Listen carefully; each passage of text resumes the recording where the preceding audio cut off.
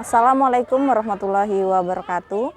Perkenalkan, nama saya Heni Agustina SPD, guru kelas 5 di SD Negeri Tanah Merah, Kecamatan Melitang Madang Raya, Kabupaten Ogan Komering Ulu Timur, Provinsi Sumatera Selatan. Di sini saya akan menampilkan praktek baik saya, yaitu pembelajaran berdiferensiasi dengan pendekatan student habits. Setiap peserta didik memiliki karakteristik, keberagaman, serta kebutuhan belajar yang berbeda-beda, mulai dari gaya belajar, minat, bakat, serta kebutuhan belajar.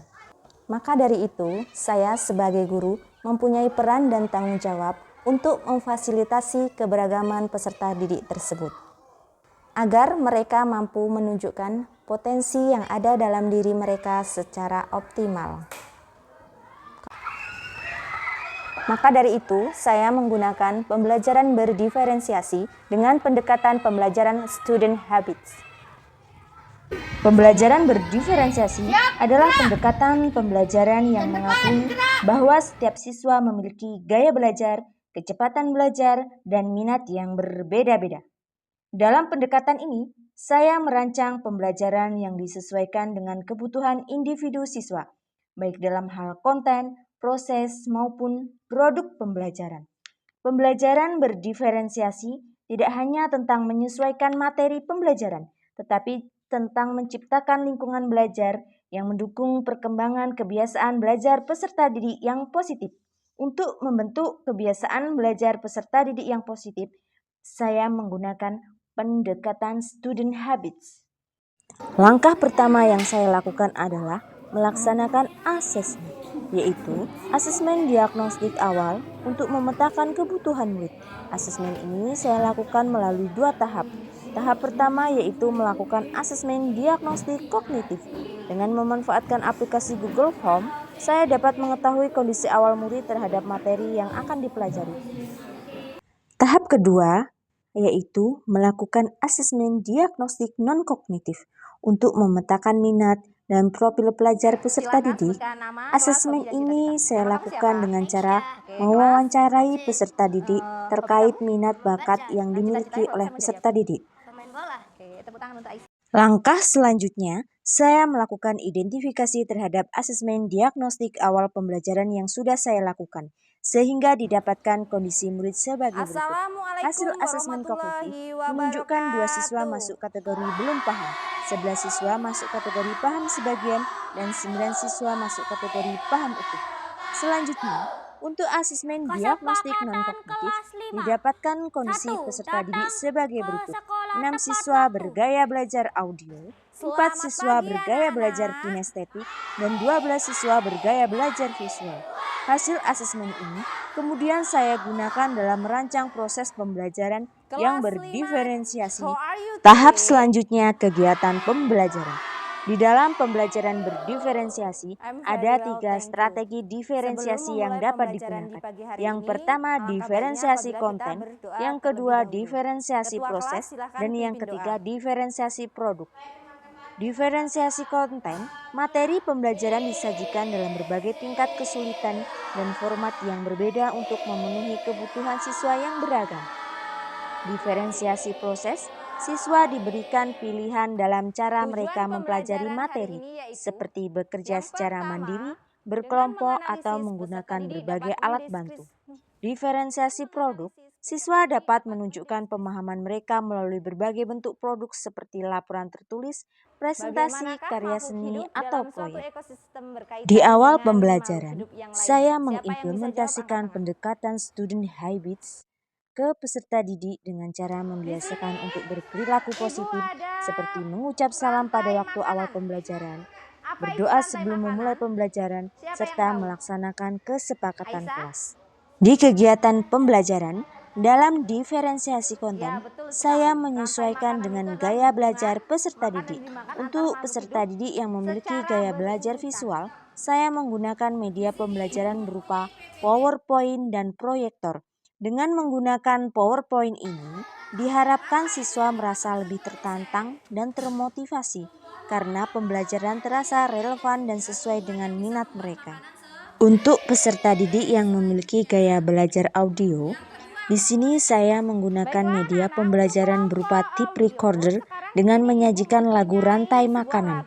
Dengan penggunaan media ini, diharapkan peserta didik lebih aktif terlibat dalam proses pembelajaran karena mereka merasa memiliki kepemilikan atas pembelajaran yang mereka lakukan. Untuk peserta didik yang memiliki gaya belajar kinestetik, di sini saya menggunakan media pembelajaran berupa diorama. Dengan penggunaan media pembelajaran diorama ini, diharapkan peserta didik mampu meningkatkan pemahaman konsep serta mampu memberikan pengalaman belajar secara langsung kepada siswa. Tahap selanjutnya, diferensiasi proses. Di dalam diferensiasi proses ini, siswa diberikan pilihan dalam cara mereka mempelajari materi, seperti bekerja secara mandiri, berkelompok, atau menggunakan berbagai alat bantu. Di sini, saya akan membagi siswa menjadi beberapa kelompok sesuai dengan gaya belajar yang dia miliki. Gaya belajar audio, visual, dan kinestetik. Untuk kelompok peserta didik bergaya belajar visual, di sini mereka akan mengurutkan rantai makanan, kemudian akan menempelkannya di styrofoam. Pada kegiatan ini, saya menggunakan pendekatan student habits, di mana dengan kegiatan ini akan membentuk karakter peserta didik yang bertanggung jawab, gotong royong, dan bekerja sama. Untuk peserta didik bergaya belajar audio, kelompok ini akan mendengarkan sebuah informasi mengenai rantai makanan dengan menggunakan tape recorder. Kemudian, mereka akan membuat voice note dari informasi yang sudah didapat. Untuk kelompok peserta didik bergaya belajar kinestetik, di mana kelompok ini akan membuat rantai makanan dengan menggunakan alat peraga berupa diorama. Tahap selanjutnya adalah diferensiasi produk. Di dalam diferensiasi produk ini, setiap kelompok akan mempresentasikan produk yang sudah dihasilkan. Di sini ada padi. Assalamualaikum warahmatullahi wabarakatuh. Saya dari kelompok audio yang akan menampilkan hasil karya kami, rantai makanan. Rantai makanan adalah kami dari kelompok kinestetik menampilkan rantai makanan. Pohon dimakan belalang, belalang dimakan kata dimakan ular dimakan elang. Saya memberikan penguatan kepada peserta didik dengan memberi kesimpulan pembelajaran pada hari ini, dengan tujuan untuk membantu peserta didik lebih memahami konsep yang sudah saya sajikan. Saya melakukan refleksi dengan peserta didik melalui kegiatan tanya jawab. Dengan melakukan refleksi pembelajaran, saya bisa mengetahui kelebihan dan kekurangan strategi pembelajaran yang sudah saya lakukan. Oke, selanjutnya yaitu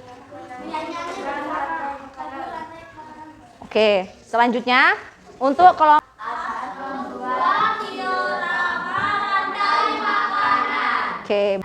Assalamualaikum warahmatullahi wabarakatuh. Nama saya Aisyah. Saya dari kelas 5C.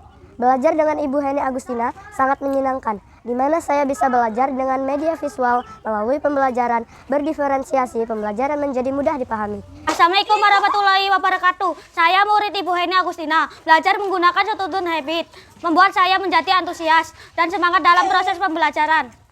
Assalamualaikum warahmatullahi wabarakatuh. Nama saya Novita Sari, saya wali kelas 5B dan rekan kerja dari Ibu Heni Agustina SPD.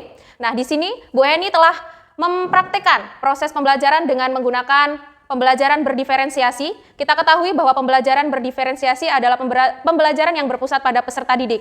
Terima kasih. Wassalamualaikum warahmatullahi wabarakatuh. Assalamualaikum warahmatullahi wabarakatuh. Saya Nuriyah, Kepala Sekolah SDN Tanah Merah, Kecamatan Belitang, Madang Raya. Praktik baik yang sudah dilaksanakan oleh Ibu Heni Agustina dengan pembelajaran berdiferensiasi dapat menginspirasi guru lain dan dapat diterapkan di kegiatan pembelajaran. Demikian, terima kasih. Kami tutup. Assalamualaikum warahmatullahi wabarakatuh.